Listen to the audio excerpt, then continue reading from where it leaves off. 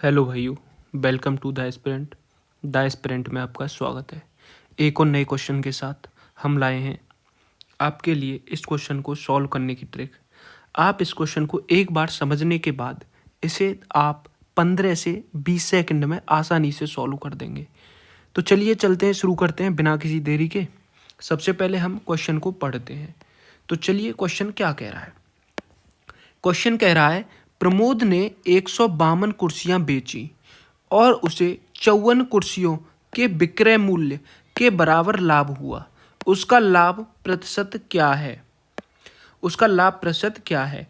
यानी प्रमोद ने कितनी कुर्सियां बेची?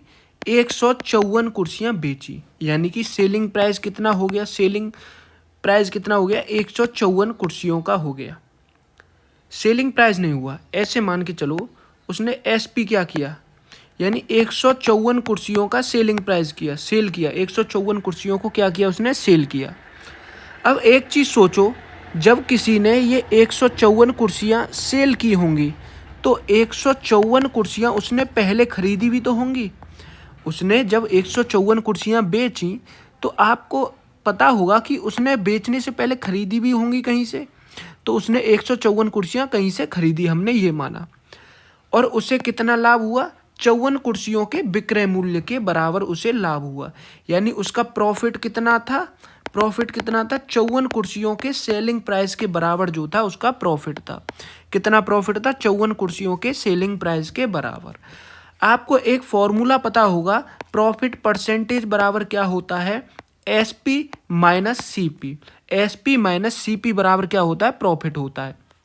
यानी कि हम सेलिंग प्राइस में से अगर कॉस्ट प्राइस को घटा देंगे तो हमारा क्या आता है? प्रॉफिट आता है। क्या आता है? हमारा प्रॉफिट आता है। इसको प्रॉफिट परसेंटेज को हटा लो, प्रॉफिट आता है। क्या आता है? हमारा प्रॉफिट आता है। तो हमको प्रॉफिट कितने का हुआ है? 54 कुर्सियों के सेलिंग प्राइस के बराबर हमें क्या हुआ है? प्रॉफिट हुआ है।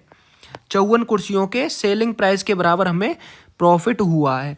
हमने कितनी कुर्सियां बेची? 154 कुर्सियां बेची।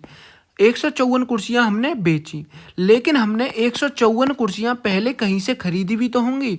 तो 154 कुर्सियां हमने खरीदी और फिर 154 कुर्सियां हमने बेच दी, तो हमें कितना प्रॉफिट हुआ? 54 कुर्सियों के एसपी के बराबर हमें प्रॉफिट हुआ। अब देखो, 154 सेलिंग प्राइस को हम इधर लाएंगे तो ये नेगेटिव है, तो ये क्या हो जाएगा? पॉजिटिव हो जाएगा। यानी 154 सीपी बराबर, जब इसको हम इधर लेकर आएंगे तो कितना हो जाएगा? 154 एसपी माइनस 54 एसपी। 154 सीपी बराबर कितना होता है? कितना हो जाएगा? 154 सेलिंग प्राइस में से 54 सेलिंग प्राइस को घटाएंगे तो कितना हो जाएगा? 100 एसपी हो जाएगा। कितना हो जाएगा? 100 एसपी हो जाएगा। यहां तक समझ में आया?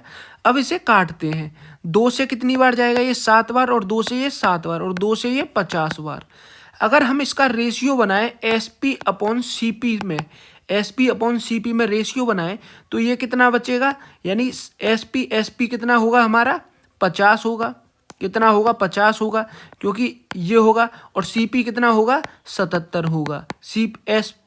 सीपी कितना होगा हमारा? 50 होगा, और एसपी कितना होगा हमारा? 77 होगा। हम यहाँ से उल्टा कर देते हैं। अब यहाँ तक समझ में आया? यानी कि एसपी अपॉन सीपी हमारा यहाँ पर कितना बन गया? 77 अपॉन 50, 77/50 बन गया।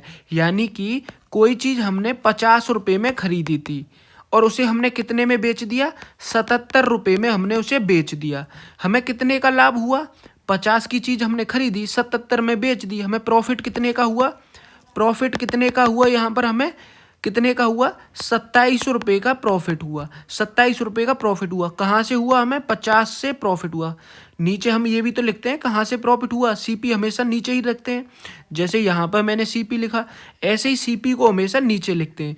एसपी, प्रॉफिट, लॉस, इन सबको हम ऊपर लिखते हैं। तो सीपी हमने नीचे लिखा 50, प्रॉफिट कितने का हुआ? 27 का हुआ। अब इसे परसेंटेज में कन्वर्ट करना है तो हमें गुणा करना पड़ेगा 100 से। 50 से ये कितनी बार जाएगा? 2 बार जाएगा। तो प्रॉफिट कितने का हो गया? 27 गुणा 2।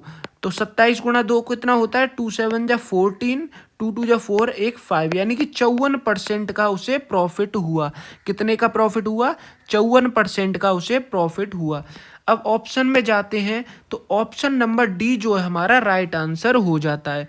कौन सा ऑप्शन नंबर हो जाता है राइट आंसर? डी। अगर आपको इस क्वेश्चन का सॉल्यूशन अच्छा लगा हो तो प्लीज़ वीडियो को लाइक करें और चैनल को सब्सक्राइब कर दें। मिलते हैं अगली वीडियो के साथ, तब तक के लिए धन्यवाद।